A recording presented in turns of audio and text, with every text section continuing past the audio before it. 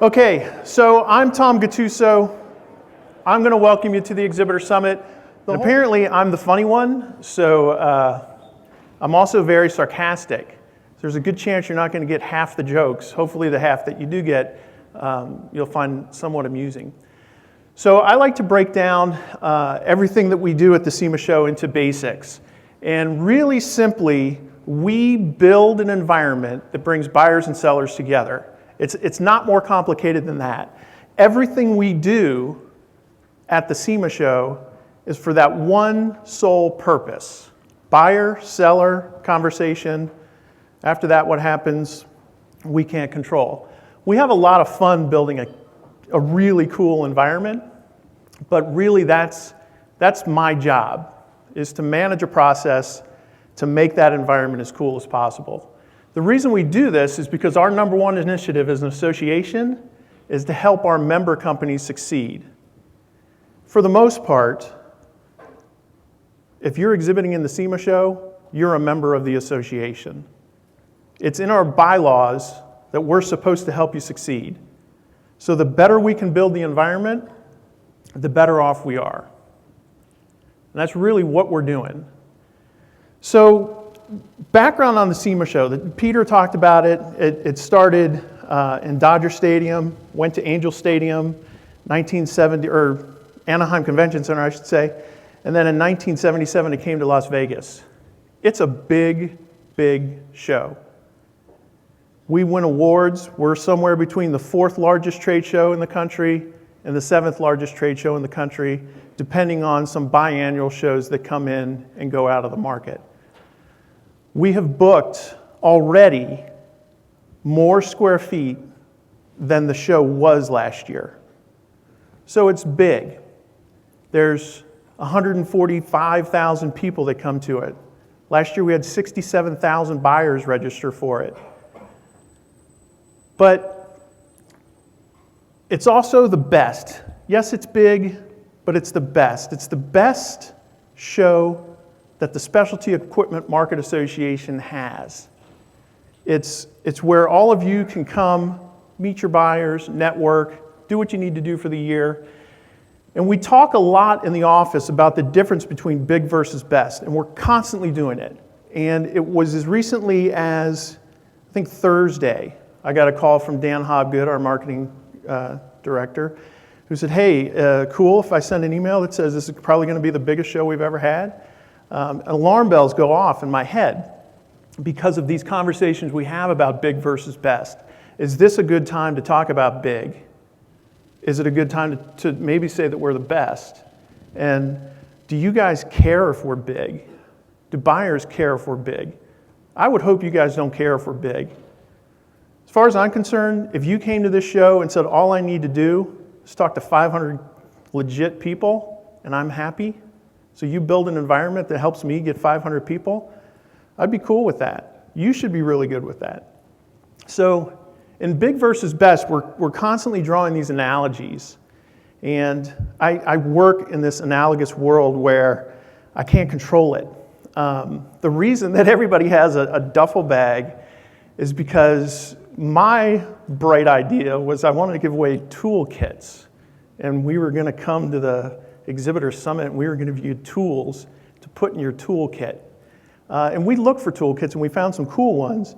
But what are you going to do with a toolkit? So we decided we were going to go with these duffel bags. So really the thought is you're going to get ideas, you're going to put them in this bag. Theoretically, you could come to SEMA for a couple days with a weekender bag. But that was the thought process behind it. Another analogy we use a lot is airlines. We use it for new products, we use it for a lot of stuff. And it hits home with big versus best for me because there's ways that big airlines conduct themselves and there's ways that other airlines conduct themselves. And I just want to kind of go into some of the similarities of what big can mean. This is a safety video. We've all probably seen it if we've flown on American. So we thank you. For making the journey with us. Thank you. We're glad you're here. And now we'd like for you to pay attention to the following safety video. First, please fasten your seatbelt. This is the point where the PRG guy comes up in a panic, wondering what's going on with the sound. To open, lift up onto buckle. We recommend you keep Somebody's your seatbelt proud on of this video. as turbulence can Somebody occur worked really unexpectedly. hard on this video. Prepare for takeoff. Please be sure your seat back and tray And table are up. they showed it to their boss. Baggage is under a seat. They're sending links of this to their mom. Look at the video that I created. It's what big companies do. There's a lawyer somewhere that's very happy that they told you exactly how to attach your seatbelt. Here's a safety video from Virgin America that has a little different take on it.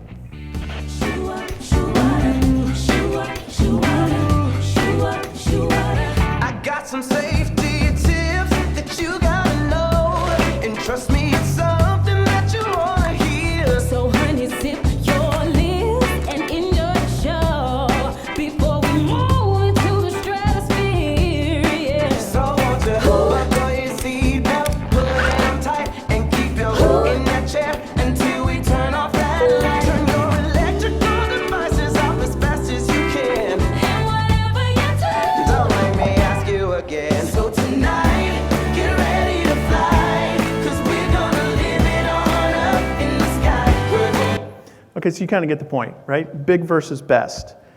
So we're not concerned about being big. We're concerned about being the best, your best option, your best ROI, the best trade show that you attend all year long.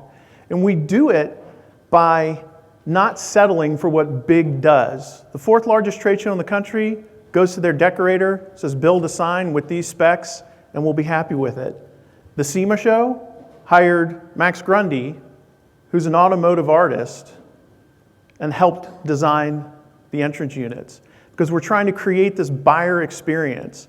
Because we're not interested in being the biggest show. We don't even count all the square feet. When I first came to SEMA, and they asked me how we were doing in terms of space, I came up with a huge number because we've got 3 racetracks, we've got all sorts of stuff happening at the show. Oh no, we don't count the outdoor stuff. Are you kidding me? If you didn't count the outdoor stuff, you'd be like the 2nd or 3rd largest trade show in the country. Yeah, we don't count that. So the other thing that happened that was strange was I worked on smaller shows, and when the little see who the top 100 was, I used to fill that sucker out as fast as I could because I wanted to know if I was one of the top 100 shows in the country. One of the first interactions I had with Peter was he told me not to fill that form out. I actually got to the point 3 years later when they call and they say, look, we need your data because we know that you're the 4th largest show in the country. Because I always have this thing, like how good is their list going to be if they don't list all the shows that are on it? So we're constantly trying to be the best and not concerned about being the biggest. And Back of American Way magazine. it's not that there's anything wrong with big. At any time. Tampering with, disabling, or destroying smoke detectors in the lavatories may result in a fine. U.S. law requires. It's just that one of these videos, America knows all the places you wanna be. Fly away with me, fly away with me. one of these videos has 100,000 shares and views on YouTube. The other one has 10 million. So does Virgin America care that when people get on the plane and aren't paying attention, that they're going to watch this video and maybe pay attention? Yeah, they definitely care. But they're also looking at it in terms of, okay, 10 million people shared my safety video. 10 million people are watching a safety video for an airline. And it really makes you start to think, you want to be the best. You don't want to tell somebody you're the biggest because they really don't care. They want to know that you're the best solution for them. So be the best. But don't be the best. Be your best. Figure out what it is that makes your company discernibly different than your competition and tell that story. How am I different? Why am I the best? Buyer, why do you need to know that? So I have a tendency to tell a lot of stories. It's a true fact that I don't rehearse these things because I have a hard time doing it the same way twice. So literally, this is the first run through that I've gone through this. And I'm going to take a chance, and you're going to see in a minute the chance that I'm going to take. And I take a chance every year because I'm trying to be a little bit memorable. But tell a story. Now, I'm going to get off task for just a second. Everybody's got surveys in front of them. And the reason I remember the surveys when it's the tell a story part is because last year, one of the people in the audience said that I told too many stories. So hopefully, that guy's not here this year. Because I'm telling a story. But you're going to have one of these survey things for all the general sessions and breakouts. And it's not that we want you to do it so that we can raise our ego. We're looking for instant feedback. A lot of times, if you can say that you were like if you write on that thing, oh, I was hoping to learn how to do something at the SEMA show. Heck, I haven't written the presentation for tomorrow yet completely. I could work it in, you know? So instant feedback and collaboration, and it's always about the ROI. We're concerned about what we're doing here as an association, as a show. We're looking to get a return on the investment of time and money that we're spending in this. But we know that you just took 2.5 days, 3 days out of your office. That's an investment of time. You bought an airline ticket, and we tried to cover a lot of the costs here in Vegas. Try not to gamble. But you've got ROI too. So you deserve to get what you were hoping to get when you came here. So anyway, I'm going to tell a story. It's a personal story that started in, well, hold on, one other thing. Who's here? Because the guy that told me I told too many stories, it like drives me crazy. So as I'm writing this presentation, I'm like, I wonder if that guy's here. So we did some number crunching, and we found out, and it was funny because Peter was quoting some of these statistics earlier, and he had never seen them written down. But 26% of the companies that are represented here have never done a SEMA show. That's pretty cool. You're here because you invested in the show and you're trying to learn how to maximize that investment.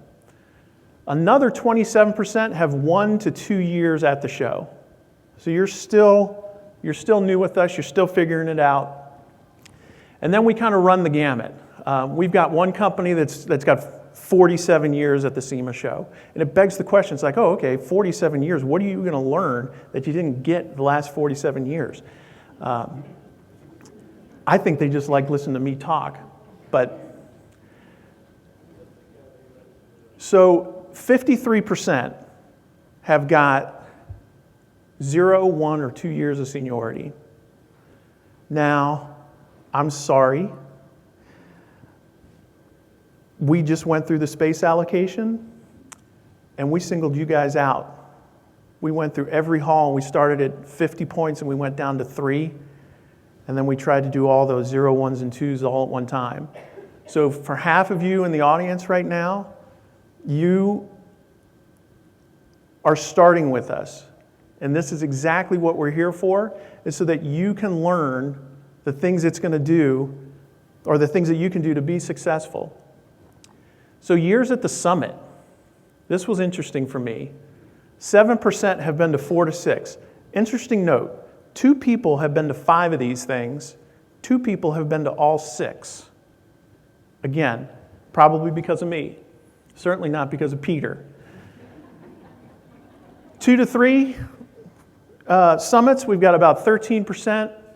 And then 1 summit or no summits is 80%. So I live my life by the 80-20 rule. And for me, this is our bell curve. 80% of the people here probably haven't heard my jokes or seen my videos, so I can kind of repeat myself. If I get a really good joke, I can tell it more than once. But back to my story. So in 2002, my wife and I are going to take our last trip before we have our son. And we pick the island of Kauai in the state of Hawaii. And we go there, and she has in her mind that she wants to do this hike that's off of Ki'i Beach on the north shore of Kauai. So she's 6 months pregnant. We start this hike. We get to one of the vistas. I take some pictures. I see her kind of slip a little bit, and I say, okay, that's it. We are turning back. We are not going to trip on a hiking trail and endanger the life of our unborn kid. We're turning back. So she says, okay, but you have to promise that we'll come back and do this again. I said, yeah, fair enough, whatever. It's a hike. How hard is that? So in 2008, we return. Now my kid is about 4 years old, 4.5. And we go on this hike. It's called the Kalalu Trail Hike. And we venture up the hill. We make it to the vista. I take the same pictures. I literally have pictures of the same. It looks the exact same. And then we get to this point where we're trying to go to this beach. It's a 2-mile hike in. And there's way more elevation, really, than I thought. So again, being the knucklehead in the family, I said, okay, that's it. We're turning around. So begrudgingly, my wife is like, okay, let me just walk up around the corner and let's see what's out there. She says, all right, you're right. A 4-year-old can't do this. So we go back. And she says, but you promise that we have to go back and do this hike again. So this year, this past summer, SEMA was nice enough to let me take a vacation. I say that because the year before they hadn't, but whatever. So we go back to Kauai, right? So it's basically like every 4 years, and this is an easy one for us because we can take a flight that kind of goes in there pretty easily from the West Coast. But we go back to Kauai. We're going to do this Kalalu Trail, which is right at the Napili Coast, which is where they shot Jurassic Park, and it's probably one of the most pristine and cool areas that you can hike to. So the night before we're going to do this hike, I tell my son the story about 2002 and 2008. And he's now 11 and a half. He's going to be 12 soon. And he says, we're making it. We're making it. We're going to get to that beach. And my wife says, well, there's a waterfall like 2 more miles. He says, oh, we're getting to the waterfall. We're going to do it.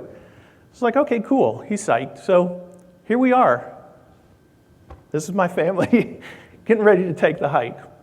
And I say this because Peter and Chris have a tradition of stealing all my material.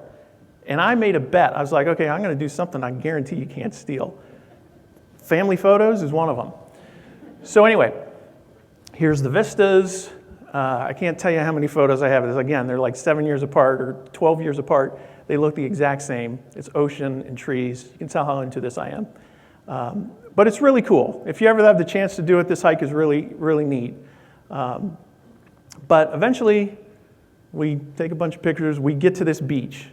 Now, this is not a beach to me. This is just a bunch of stacked rocks. But it was pretty cool. I took some pictures there.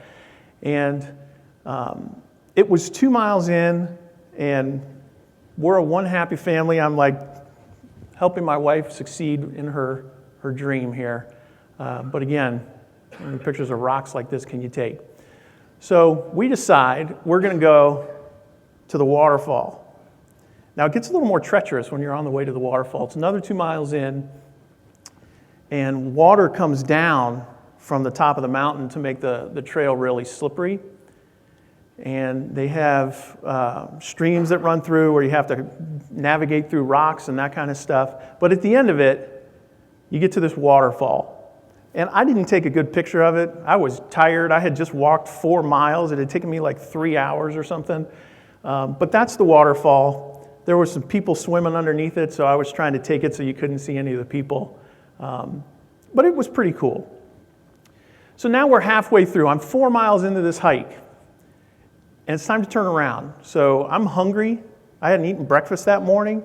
I'm tired. I'm thirsty. And I'm honestly, I'm moving pretty slow. I'm kind of out of shape. But I'm methodical with it. We're making it. So we get back to that beach with the stacked rocks, which is halfway back to where we parked the car.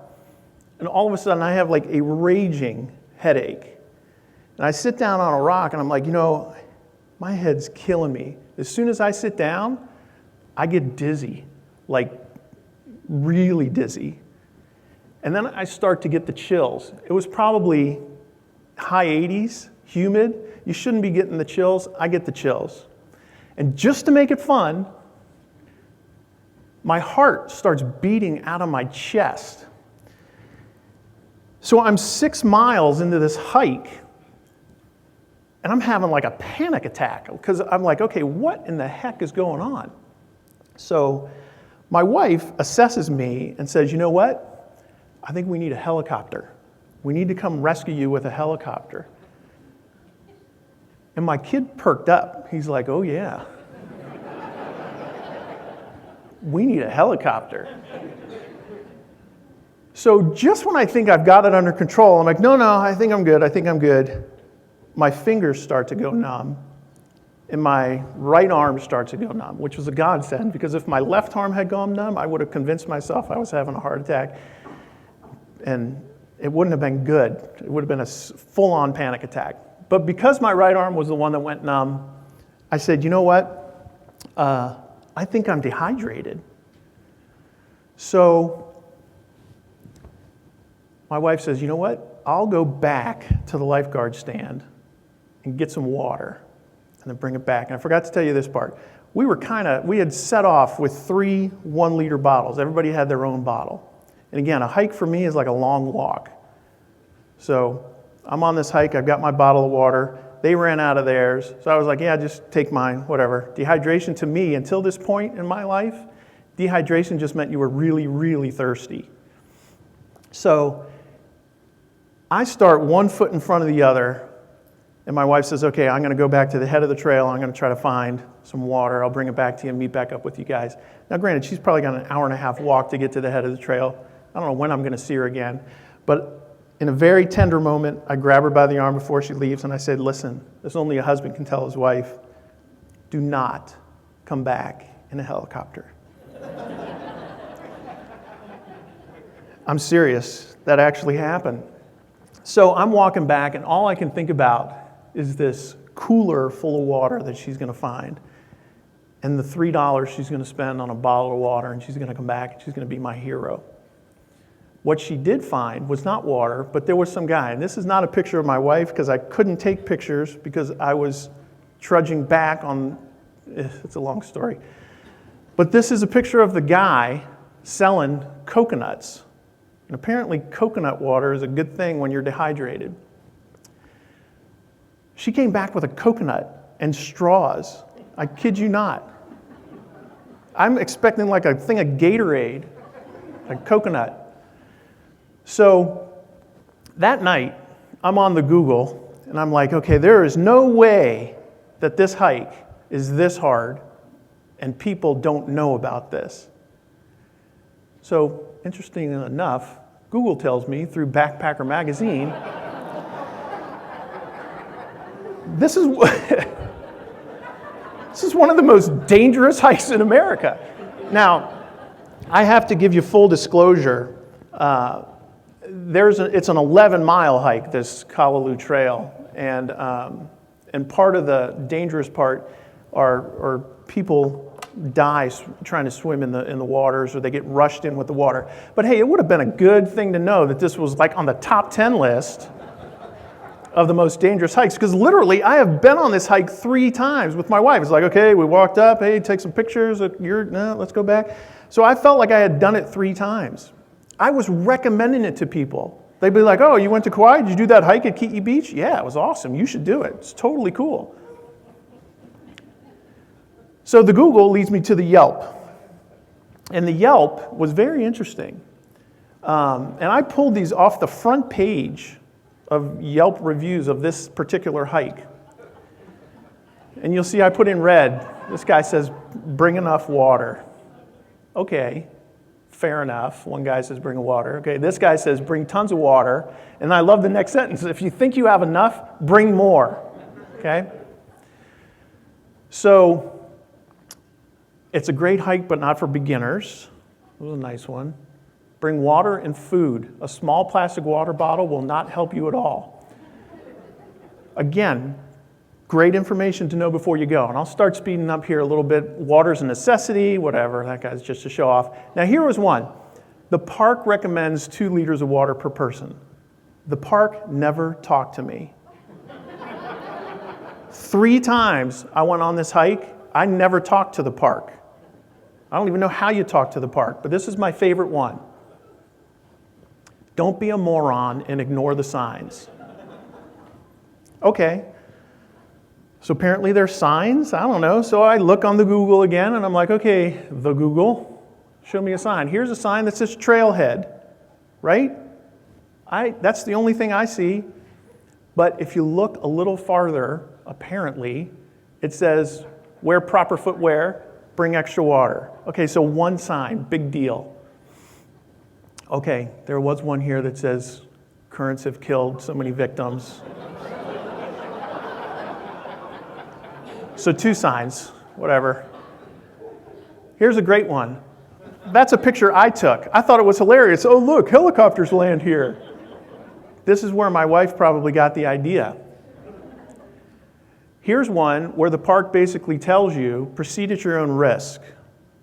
So again, it's not totally obvious, but this one's kind of totally obvious. Now I've walked past this sign 5 times, right? Because I've done this hike 3 times. And 3 times in, 2 times out, I've walked past this sign. And it's all rusty. They shouldn't have this as a sign. But it says 2 liters of water recommended per person. Dehydration and heat-related incidents occur nearly daily. Bring ample water.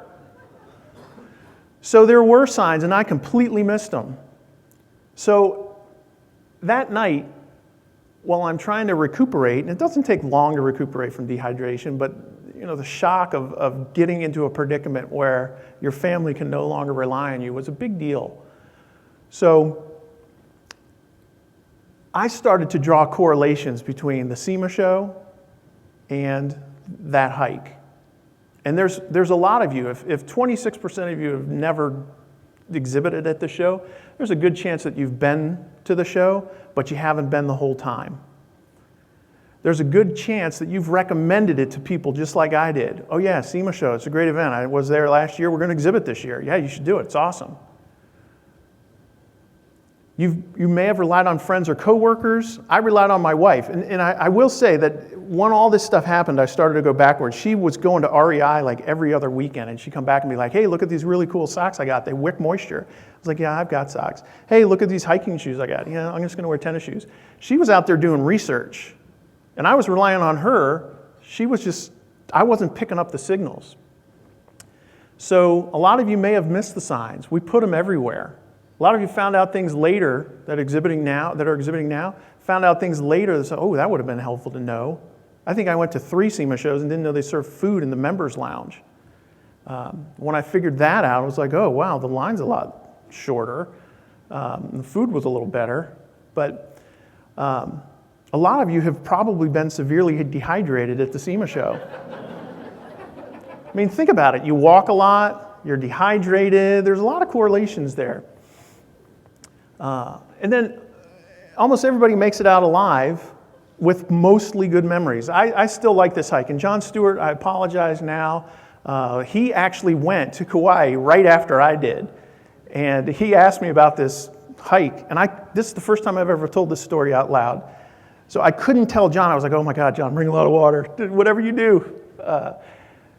But I talked to him after he did the hiking. He's like, oh my God, my toenails are black. And it was but you make it out with mostly good memories. So what can you do? First thing you got to do is ask for help. We're everywhere. We've got our cell phone numbers and our contact page on the internet. We've got account managers we introduced you to, your floor manager. Ask for help. Read our correspondence. Those are the signs. They're not just going to say trailhead. When you're getting emails from us, we painstakingly write these things. Know your account manager. And 3 words, exhibitor service manual. Everything you need to know about the SEMA show is in there. It's just, you got to dig a little bit. The other thing, and we'll get into, I'm really a big proponent of putting a product in the product showcase. That's one of the things you have to do. That's like bring enough water, put a product in the product showcase, submit a press release, update your directory listing. These are things that don't take a lot of effort. With a little preparation, you can knock these out. And then meet your floor manager. When you get there, meet your floor manager. Okay, so what's the power of a story? I just took a lot of time telling a personal story, which was a risk for me, right? Nobody thinks family photos and my story of my horrible day on vacation is interesting. But you saw my passion. You saw that I'd been on something and that I knew about it. And I was able to speed up my process of communication by telling a story. It gets more interesting, trust me. So it set me apart. I didn't just say, hey, when you do the SEMA show, make sure you look for signs. I recently went on a hike. I missed some signs. I got dehydrated. Don't get dehydrated. Right? I told you this story. I spent a lot of time in my presentation telling you about it because I wanted to make it memorable. And here's why I wanted to make it memorable. Because there's brain waves at work. It's been proven that when someone tells a story, your brain is more active. There's been proven brain-to-brain coupling. So specific regions of my brain are telling this story and they're capturing emotions in your brain, and you're getting that emotion. The part of your brain and my brain are synced. And this sounds like too scientific for trade shows, but what it does is it allows you to plant emotions, plant ideas, and influence things. So think about that. I carry a Waterman pen almost all the time. I bought my first one, this one actually, in 1989. The reason I buy Waterman pens is because a salesperson invented them. He invented them because he put his pen in his pocket. Sorry about that. He put his pen in his pocket and he got the ink blotch. He says, there's got to be a way to make a pen that doesn't do that. So when I first started selling, I wanted the pen that the salesperson invented. Find out what your story is and tell your story.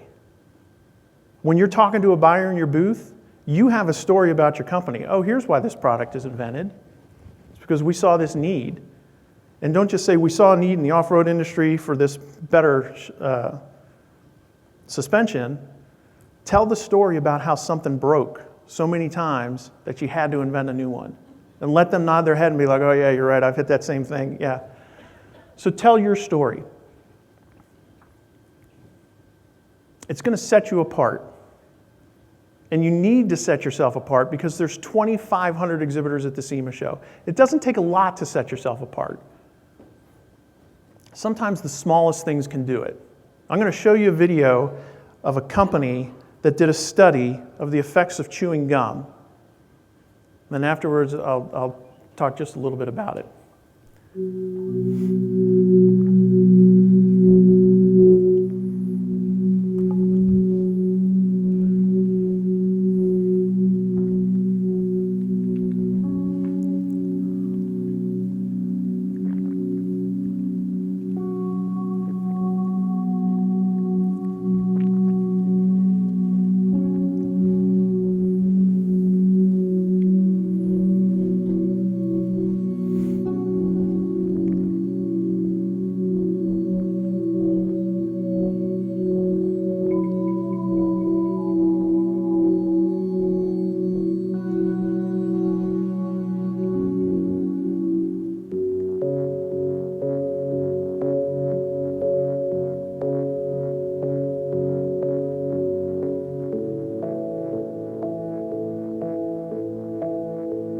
Welcome. Which one seems like he has more friends?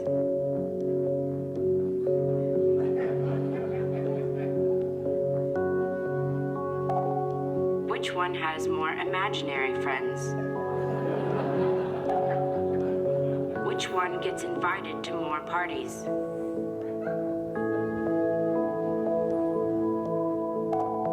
Which one gets invited to more bridge tournaments? Which one is the bad cop?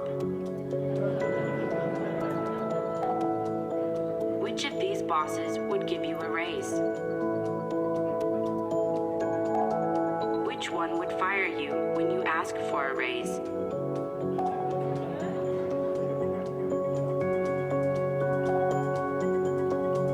Which one has a better sex life?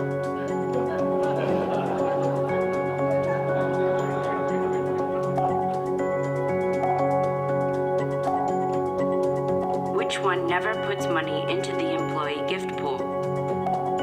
Which one really enjoys giving you a ticket?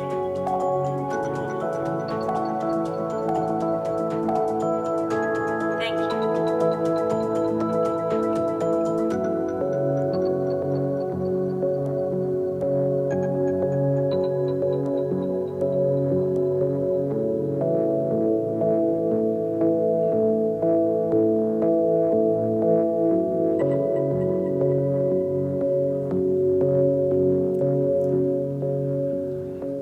Okay, so why did I show you that video? Because every single year I walk around the SEMA Show. It doesn't matter what section of the show I go to, but I'll talk to two exhibitors that are next to each other. And one exhibitor will tell me they just had the worst show they've ever been to. And the guy next to him will tell me that it was the best show that he'd ever had. And it's been something that's been following me around the 20 plus years that I've been doing events, that two people right next to each other can have such drastically different shows. Ironically, we don't recommend chewing gum in your booth at the SEMA Show because it can turn a buyer off to your presentation of your brand. But the reason I thought this was impactful for me was because they were identical. They just did one thing different than the other one. And the thing that struck me when I said that I wanted to save this video and use it at this summit, and I saw it about 11 months ago, was how they went to painstaking precision to make those twins look exactly the same. So it was like, okay, that's like two booths. You have an opportunity. You get a little 10 by 10 square at the SEMA Show. What you do in it, how you make yourself that little teeny bit different than your competition is what's going to get you noticed. So tell your story and be unique. So think of things you can do. The new product showcase. What products are you debuting? What products do you have? Work your plan. What's your booth design like? I've been to shows where everybody in the booth wore all white. The carpet was white. The furniture was white. It was one of the weirdest things I'd ever seen. But I still remember it. And it felt like the light was on brighter in that booth. It was a weird effect. Like you walked through this trade show. It was a motorcycle trade show. You walked through this trade show and then all of a sudden it was like, oh! Like there was just this light in this booth. I don't even know what they were selling, but when I walked in there, it was like, oh, okay, yeah, these guys are with it. They're doing something. Customer service. Be cognizant. I say don't chew gum. Know that the buyers walking down the aisle are what you're there for. So don't be checking your cell phone or have your back to the aisle. Make sure your customer service is on point. Your personnel and your pitch. Who do you have working the booth? What are they saying? Every single word is important. And then the signage and branding that you have at the show. You've got an opportunity to represent your company to X number of buyers, people that are interested in what it is you make. And you have to think about who you're putting in the booth and what they're saying. And they either have to rehearse it or they have to be really good at knowing the vision that you're trying to promote. But it's supremely important that what you're doing isn't what big companies do. It's what the best companies do. So if you're a small company or you're a new exhibitor and you're looking at what to do, you got to be your best. Don't copy the big guy. Copy the best guy.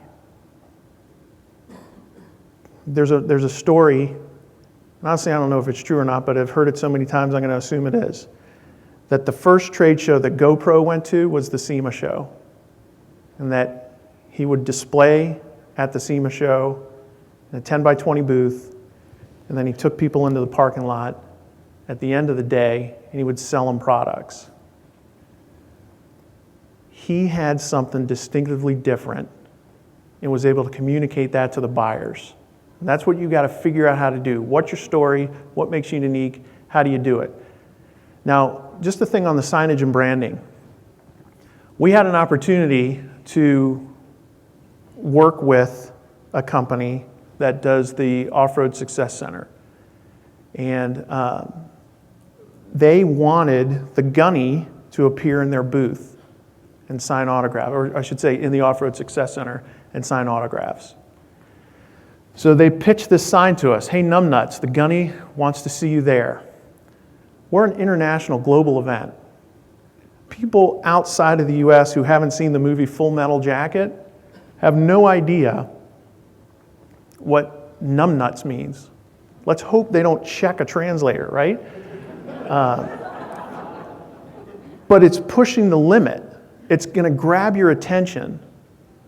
So there was a conversation via email that Peter and I had because we proof every single sign that gets put up and printed at the SEMA show that's not in your booth.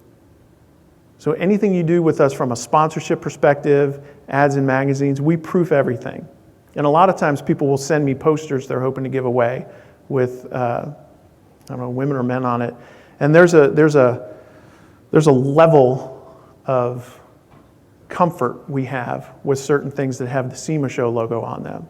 So if you're hoping to do a poster with a girl in a bikini and put the SEMA Show logo on it, we'll proof it because we want to make sure it's tasteful. But the email exchange was, hey Peter, do we really want to have hey numbnuts blasted on the sign in front of the convention center? So this sign was gigantic. I think it's like a 50 by 100 sign that goes on the side of South Hall. And we approached the guys at Omics ADA and we said, hey, this numbnuts thing, I mean, it's cute and all, but that's not something we want on the front of the best trade show in the automotive industry. So we settled on Now Hear This. And again, it's a fine line. This was a meter panel. Kind of harmless. It's near where the guy was signing the autographs. It's near where people can explain the joke. This on the side of the building, we wouldn't be able to explain the joke. So you get to this point where you have this aha moment where you're like, okay, I'm thinking I'm figuring out the sweet spot. How far can I push it? Where do you get to a point where it's like, okay, that's over the line? You've got to figure it out. But one day you'll have this moment of clarity where it will click. And from now on, when you have that aha moment, you will think of it as the numbnuts moment.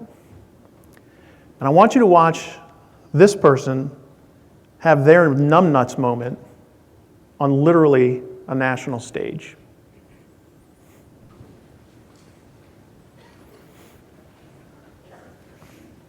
Numbnut. What'd you call it? Numbnuts? What? Numbnut. Numbnut is a felt or sheepskin pad placed between a horse's back and the saddle to prevent chafing. Can I say it and then you say it? Yeah. Numbnut. Oh, numbnut. You weren't insulting me.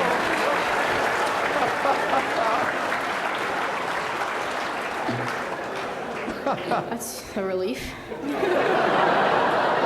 Language of origin, please. Hindi. Okay. Numna.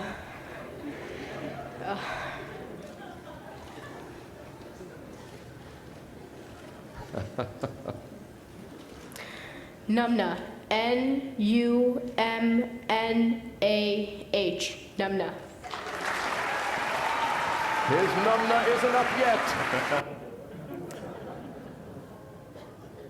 That's awesome, right? I mean, that kid, my favorite part is like, oof, that's a relief. Like, he probably didn't want to tell his parents he knew any of that stuff. He was like, I don't know.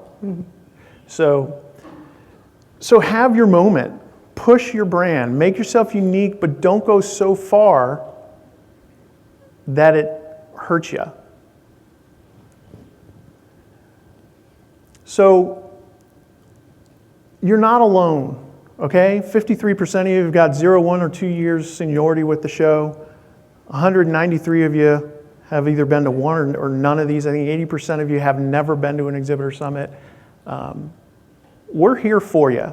We're trying to make ourselves as visible and accessible as possible. And for whatever reason, I make it an annual tradition to completely embarrass myself in front of a group of people to prove the point that we're taking our shields down. Ask us questions. We're vulnerable. We're regular people.